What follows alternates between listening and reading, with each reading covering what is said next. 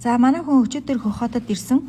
Тэгээ жилийн өмнө хотоодны хорт хавдар хүрээд Монголынхаа хавдрын эмнэлэгт месцаас хийлгэсэн Эрдэнэ очир гэдэг алтан гартын эмчээр. Тэгээ тэрнээс хойш 12 удаа яг цаг хугацаанд химийн эмчилгээ хийлгээд ингээд энэхүү том өвчнөд тэмцэж байгаа хань минь байгаамаа. Тэгээд энэ удаа Хотод ирээд химийн эмчилгээний үр дүн хэр байна? Тэгээ өсрхийн эдэр байна уу гэдгийг найдвартай шинжилүүлэх гээд ирсэн. За тэгээд Бээжингийн харьяа эмнэлгийн яг эсрэг талд нь ийм гэр бодол бид хоёр авсаа. Гэр бодлын үнүүд бол янз бүр гэдэг юм байна. 138, 150, 180 гээд төрөл бүрийн үнэтэй. Одоолаа ахын бол ингээд үнэ хуваах боломжтой юм байна. За энэ Бээжингийн харьяа хавдрын төв эмнэлэг байна Хотын. За энэ эмнэлэгт бол зөвхөн хятад төдийгүй монголчууд бас маш их ирж байна. За энэ хавдрын эмнэлэгт үзүүлэхэд ойчир дугаар маш гайгүй. Яг эмнэлгээр орлоо яг зүүн гар талд нь эмч дээрээ үзүүлэх эмчийн цагаа авна. За ингээд цагаа авахын тулд энэ яг гол дэлгэц дээр нь эмчнэрийн танилцуулга гэдэг эмчнэрийн танилцуулгыг сонирхож болно. Эсвэл одоо хамаагүй эмчээ сонгосон ч болно. Эсвэл цаанаас нь тэгээд эмчийг ингээд хуваалаад өгчнө. За эмчийн төлбөрийн үн бол ерөнхийдөө 30 ян орчим байдаг. За тэгээд төлбөрөө өгөөд эмч дээр очлоо.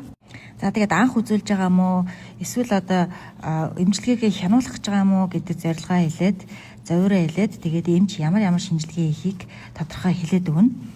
За манай хүний хувьд эмчилгээнийхээ үр дүнг харах гэж байгаа учраас хэвлий болон цээжний бүх CT-нууд тэгээд дуран тэгээд цусны шинжилгээ маркерууд хавдрын маркерууд за тэгээд лимфийн булчирхаан эко скан хийлгэхийг санал болгосон.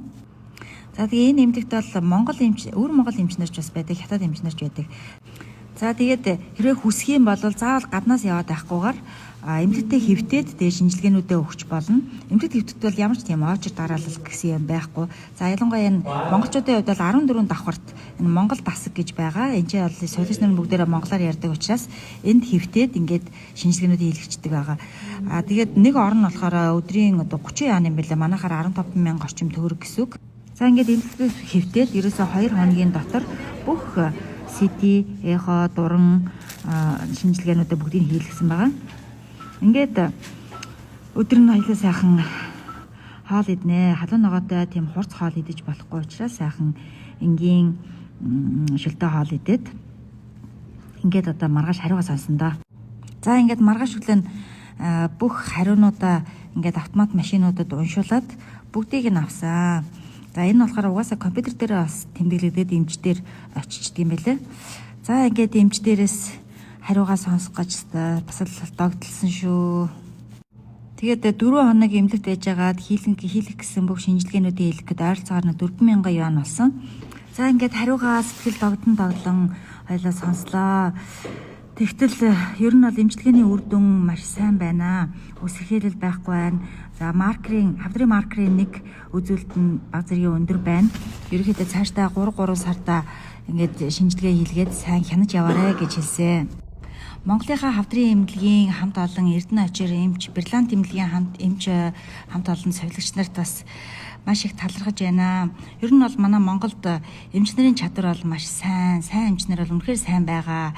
Харин тоног төхөөрөмж, сүүлийн үеийн тоног төхөөрөмжийн хувьд бол ялцчгүй бас их дутагдaltaй байдаг. Энэ дээр бол төр зэсэг маш сайн анхаараасаа гэж их хүсдэг юм аа.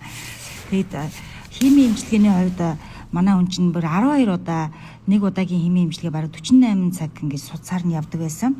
Эмчилгээг маш их зориг дэвчээр итгэл зүтгэлээр ингээд даван туулсан ханигаа бүр бодгоор бүр өстэй үнэхээр бахархаж байна. Тэгээд одоо химийн эмчилгээ ер нь бол одоо хятад эмчнэрийн хэлэхэд бол одоо тэгж урт цагаар хийхэ болцоо. Ер нь бол хэдэн минутаар ингээд хийдэг болсон шүү дээ гэж хэлээ. Тэгэхээр манай энэ Монголд химийн эмчилгээ одоо араа ингээд сүүлийн үеийнхаар илүү сайн хөгжөөсэй гэж л хүсэж байна да. За тэгээд энэхүү бичлэгээ хийж байгаа гол зорилго маань яг адилхан ингээд хавдрын онш аваад зовж зүдэрч байгаа хүмүүс эсвэл гэр бүлийнх нь хүмүүс байх юм бол итгэлээ битгий алдаарэ. Заавал гадаад явахгүй бол болохгүй гэсэн юм байхгүй. Монголдоо яг цаг хугацаанд нь эмчлүүлээд байх юм бол бас эдгэрдэг юм байна шүү гэдэг энэ сайхан мэдээг сонсоод итгэл дүүрэн эрүүл болоосай гэдэг үднээс би бичлэгээ хийлээ. Ханьмин чинийхээ амьдралын нугчаанд бүдрэлгүй босож ажил амьдралаа үргэлжлүүлэнгээ тэр их төсвөр төвчээрийг гаргаж итгэл эр зоригоороо хүнд өвчнийг давн туулж тэмцэж ялж байгаа чамаараа үнэхээр их бахархаж байна. Чи минь олон хүнд итгэл эрч хүчийг өгч байна. Чи минь үнэхээр амьдралын баатар юм шүү. Айдаа хүмүүс минь ээ, би биенээ ойлгож, хайрлаж, уужилж, хүндэлж байгаарэ. Эрүүл сарвал элэг бүтэн байна гэдэг энэ хорвогийн хамгийн том жаргал юм шүү.